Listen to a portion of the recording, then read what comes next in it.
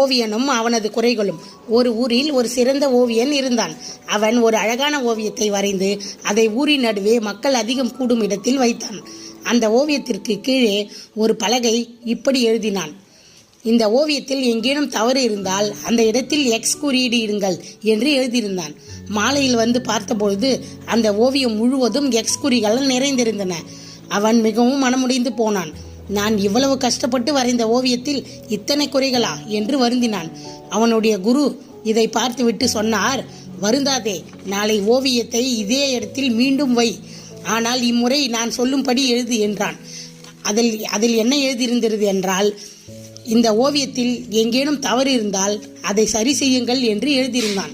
மாலை வந்து பார்த்தபொழுது ஓவியத்தில் சிறு மாற்றம் கூட இல்லை. மக்கள் குறைகளை சொல்ல தெரிந்த அளவிற்கு அதை சரி செய்ய முன்வருவதில்லை என்பதை ஓவியன் புரிந்து கொண்டான். இந்த கதையின் கருத்து: இந்த உலகத்தில் எதிலாவது குறைகளை கண்டுபிடிப்பது மிகவும் எளிது. ஆனால் அந்த குறைகளை சுட்டிக்காட்டுவதை விட அதை சரி செய்ய முயற்சிப்பதே உண்மையான திறமை.